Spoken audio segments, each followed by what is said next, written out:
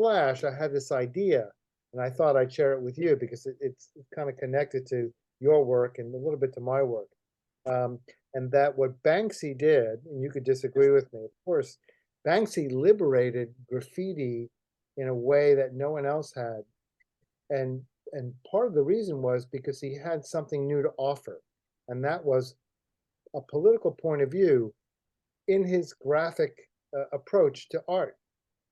Shepard Fairey is another guy, but Banksy more than anyone else because his politics is so multi-layered and complex. And Right.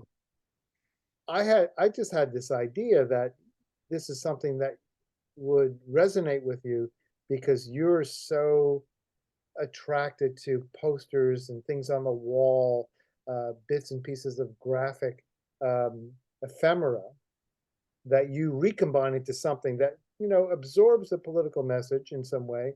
Um, Maybe sometimes you redirect it. I don't know all your work, of course. Who can? But Right. in any case, it just seemed to me that graffiti allowed political art to breathe in a way that it hadn't before, and that breathing means also enter into the capital art market. Right. I thought this is something interesting for you to consider regarding with regard to the work that you make. Yeah. It's very graphic, as graffiti is very graphic, and you borrow from the walls from graffiti. Yes. It, Yeah, because other guys are putting stuff on walls and I'm usually taking stuff off of walls.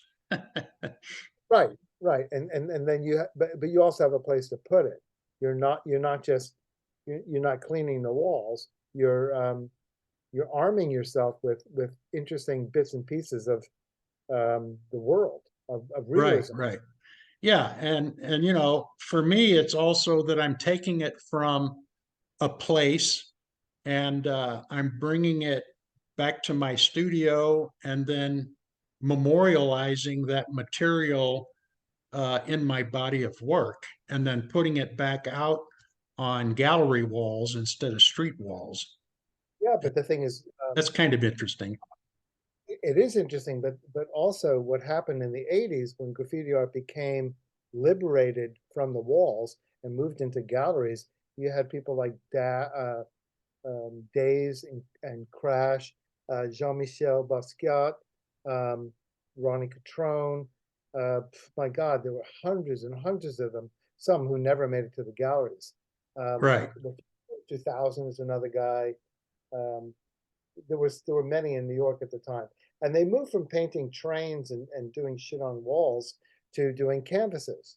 Yeah, And the which thing, I always said, why don't they just put that stuff on canvases and put it in the galleries? Well, because I was down in Miami a few years ago around when they do all the fairs in December, and the graffiti artists come from all over the world and contract with building owners to paint their graffiti on all these buildings in Wynwood, a certain area of Miami.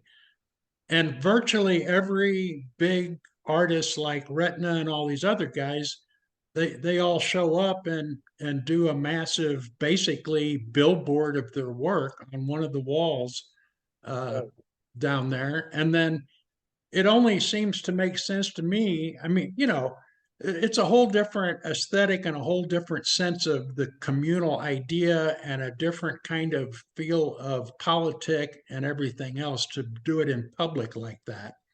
But right. as an artist, it's also a pretty brilliant way to advertise your work through painting the entire side of a building. Sure. I mean, graffiti in New York in the 80s was exactly that, advertisements for the artists. Right. And what they wanted was to get into a gallery. They knew that that's where their art could actually make them a buck. And Jean-Michel Basquiat, he did Samo tags all over Soho Right. and the East Village, and he was noticed eventually by dealers, Yeah. and he grew from that. And he had a very particular mark, a line, but a lot of these artists had the same approach. and a lot of it was self-promotion. Banksy's sort of an interesting guy because he's so well known and he has so much success from his work that he can actually become a bit of a joker and puzzle maker with his graffiti. Banksy. He, very ironic, and Yeah. and Well, yeah, I love his work. A lot of he it's gives really it great. away. He gives it away. I mean, Right. galleries for him are not. I mean, it's not very often. It seems like he sells most of his stuff directly. Oh, look, the Touchonian Institute. Wow. Hey, I thought I'd so put a hat on since you have one. yeah, yeah. I I don't haven't have a worn. cowboy hat. I wore this. I got this from my friend Canadian Dan. I traded him a collage for it. I thought it was a Nice. pretty cool. Is that It was a bit. leather? I think so. Yeah. Yeah, I think cool. I think this hat used to walk around the prairie. Right. Yeah, I hate to say it, but my God, we just consume everything on this planet, don't we? Yes, we do. Yeah. Well, So everything's consuming everything all over the planet, every species. it is. Only for some reason we use it up faster than most other species. I, Maybe we're I too big. Maybe we should only be 2 feet tall. or maybe our population should be halved. Well, it will be over the next 100 years. We're in the I wonder process of a, you know, demographic decline starting later in the century. what somebody said to me tonight. Also, Stephen Hawking thinks 100 years is about it for human existence on the planet. Well, I don't know about that. There's this guy, Peter Zahan. I don't know if you've watched any of his videos. He's like a geopolitics demographics guy, and he studies the population of different countries. And then, certain countries right now are in extreme demographic decline, China being the top one. In 20 years, they're going to be in such bad condition in terms of young people that they're going to have a kind of a collapse in I, China. I, I think they would like if half their elderly population just died. Oh yeah, definitely. But the thing is, all the I don't. demographics are based on the actual birth rates up till, for the last 20 or 30 or 40 years, the it's already baked in the cake what the population's going to be 20 years from now, let's say. Saying the Chinese are not reproducing at the same rate they did 30 years ago. Well, yeah, and it was because of the one child policy, but then later everybody started moving to the cities all over the world for industrialization, and that by itself has created this massive reduction in uh, child population. The Well, United States is in pretty good shape, uh, and now why? Mexico and France, but It- Germany is like in pretty deep uh, demographic decline at the moment, Okay, so and so is Russia and a few other major countries. Russia's got other issues as well. The people are just leaving the country. But the thing is, once a population, a demographic, achieves a certain level of wealth, their interest in reproducing diminishes. So really wealthy families in general, statistically speaking, don't reproduce as much as poorer families. Right. Well, and even poorer families are not reproducing like they were because they don't have the space. They live in the city, they don't have the room, and they can't afford to have the Yeah. kind of number of children that everybody used to have back in the 60s, let's say. Or I'd love to have, 10 children. But the thing is, years ago in the 19th century, people had 10 children because they basically, created their own baseball team to manage the farm. Yeah, not only to manage the farm, but because of disease and everything else, and the lack of medical prowess, back in those days, it was pretty much a guarantee you were going to lose at least 2 or 3 of your kids to, childhood diseases or who knows what. So there's Right. also that part. I think a lot of, and it was very Catholic to have a lot of children back in the day as well. Yeah, it was, yeah, the Christian thing to do is populate the earth with Christian soldiers. Exactly. Yeah, But it that's pretty much over at this point. And and most people that are having kids are trying to have, especially in highly developed countries like the US and all over Europe, is the women are not really wanting to have kids until, later in life, like in their 30s and early 40s. like, and then they're not going to have, more than two. Right. Because they can't afford it. Can't afford it and would like to live their lives instead of, um, taking care of children, basically. Yeah, and And they I don't. still want to do a career and what else, whatever. And Well, that's cool, but the point is it's leading to, without going around killing people, we're just naturally deselecting continued population growth at the moment, right. Yeah. So there you are. You've got that going on, and which I think's great. We need about half the population that we have, if you ask me. Maybe less than that. I think that Mother Nature will determine that over time and just make those cuts. It's Right. like trying out for the varsity team, and Mother Nature says, you're not good enough to survive, so we're going to give you lung disease. Goodbye. Yeah. Yeah, I don't know if it's that selective, but yeah, there'll be a general, I mean, I think a lot of people were thinking this last pandemic was gonna be a real, sweeping away of things. But Well, it did. You know, for a while there, COVID was the major cause of death. oh Now yeah, it's gun violence. I believe that, and Oh, there you go. bombs falling out of the sky. So tell me if this is fucked up or not, and maybe this is a real collage idea. Um, Republicans don't really want any controls on guns because they got their dicks being held or maybe hung by the NRA. And the thing is, these Republicans just keep on shooting each other and killing each other. Um, they're they're diminishing their voter rolls. They're Yeah, killing. right. They're killing Well, yeah, voters. and then telling each other not to get the vaccines and all that kind of thing, Yeah, you there know. you go. Right. And of course, it kind of wiped out more Republicans than Democrats. The And think of this, pandemic, and huh? then they're anti-abortion, and the people who want abortions are Democrats. So the thing is, these women are giving birth to young Democrats. Yeah, So you'd think they'd be they're against that idea. these guys should be for genocide. You know, Right. uh, just kill everybody. Well, listen. Anyway, back to the collage thing. It's about 2:35 here in Where you're Paris. at? Yeah. But Yeah, it's I kind of late there. It's about 6:30 here. yeah. Well, you're in a Six different thirty time. in the evening. You're in a different time zone.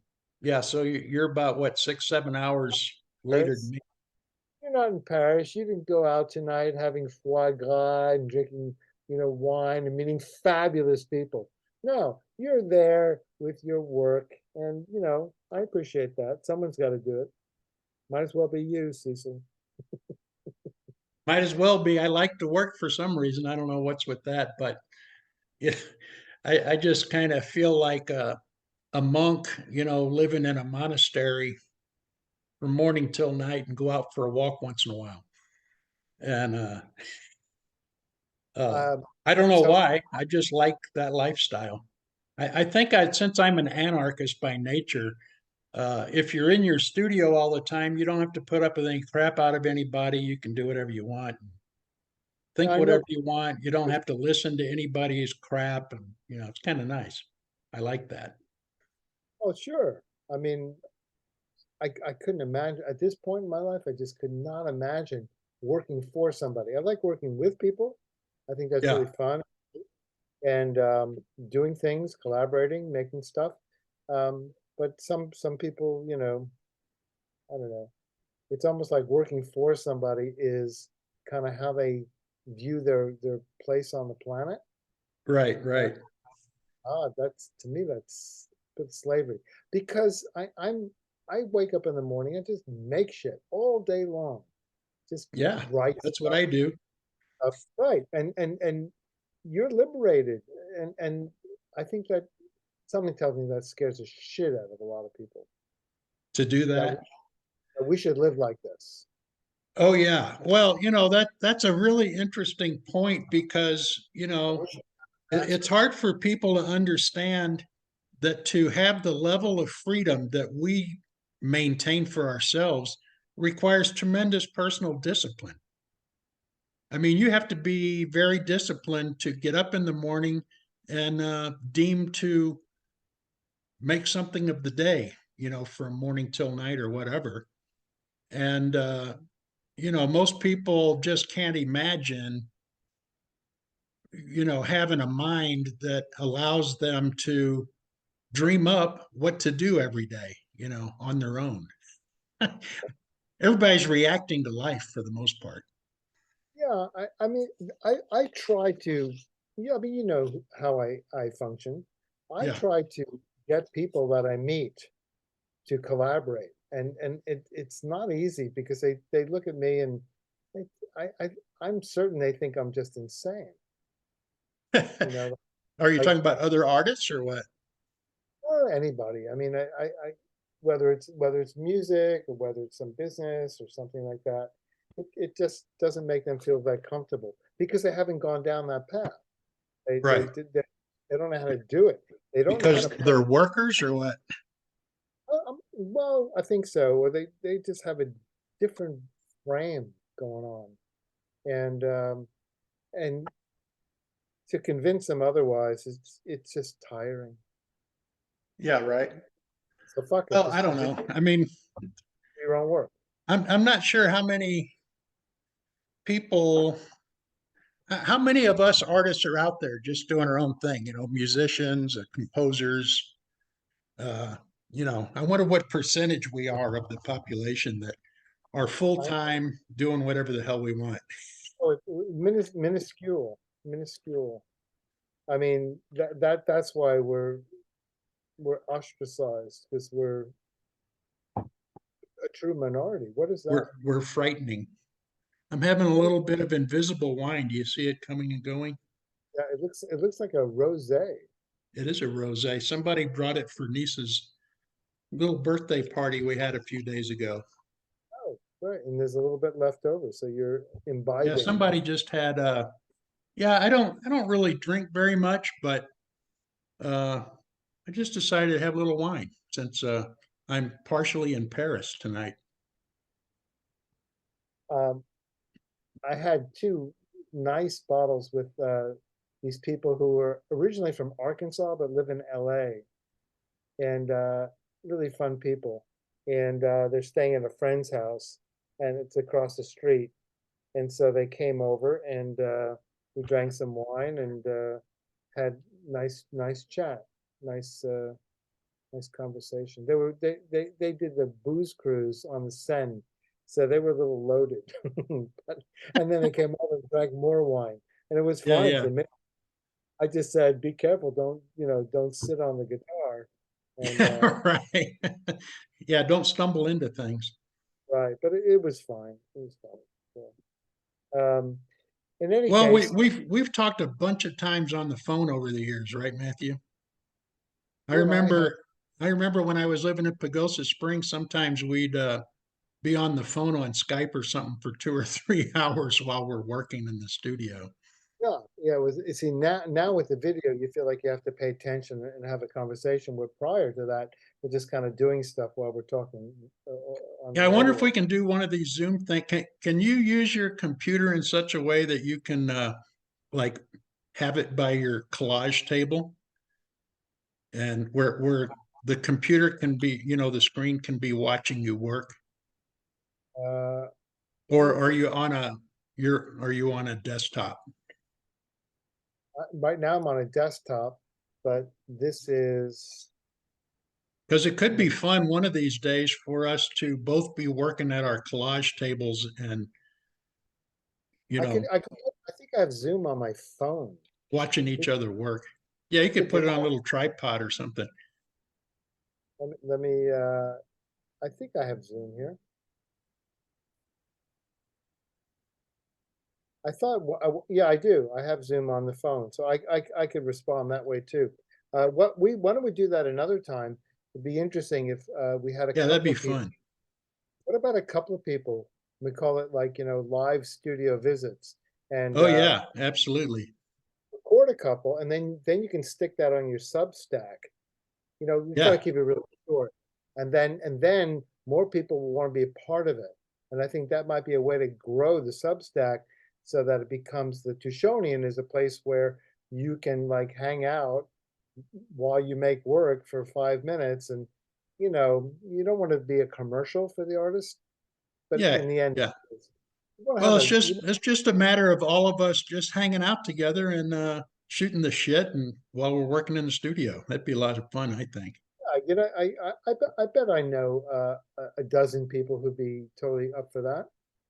But I would keep it, tiny at first. So you have more additions. Yeah. You don't want to have 20 people all yakking at the same time in front of their No, I workbench. mean, for me, it's just fine, just two of us. Just maybe you and me, and then later you could do one with you and somebody else, and then you know I have send to it get a over to me, and send the recording over to me, and I stick it on that web page. I so I thought about with Jamie doing a trouble issue along those lines. I thought about collections, thought about studios, and the way that we do it, it's pretty off center. The magazine still looks pretty nice, but um, it's still our own creation. Um, I started turning my books into trouble publishing products, but I do like the idea of studios, collections. Um, my friend Louise, she had a friend named Bob Warner. That's who I asked you about before. He showed with Pavel Zubak, and he passed away. And Louise took so many pictures of Bob, kind of towards the end of his life as well as during his life. This But was he showed Bob me who? his name is Bob Robert Warner. Robert Warner. Yeah, he was a very good friend of Ray's, and he had a lot of Ray's stuff. I'm not sure what happened to it. I think the Ray Johnson estate finally got a hold of it. Not really sure though. But she showed me a picture. She was here in Paris 2 weeks ago of Bob. He died of cancer, and she had this amazing picture of Bob on his mattress on the floor, surrounded by, I mean, tons and tons and tons of material, garbage, food, paper, pencils. I mean, he was sick. He couldn't really move. Right. He was like this island of stuff, and it's the Yeah.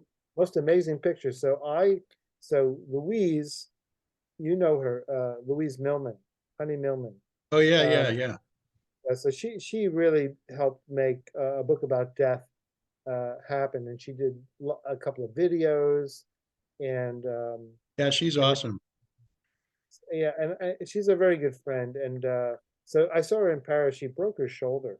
So No anyway, kidding. she fell down the staircase. She's okay, I think. Well, that But had to anyway, hurt. I said let's do a book about Bob, A book about Bob. and it would be about Bob Warner's life. And I would write something. Uh, she would write something. Would find some other people who knew him and wrote about him, Yeah. and get access to all of the images. Um, and he showed with Pavel Zubak for quite a while. The Pavels, what didn't really do much when Bob died. It's like he had divorced him, and that was the end of that, which is kind of sad. But but Bob was a lovely, funny guy, and he would call me Mr. Rose, and I call him Mr. Warner. Whatever But happened to Pavel Zubak? I think he moved to Pennsylvania. He may still do some kind of art consultancy.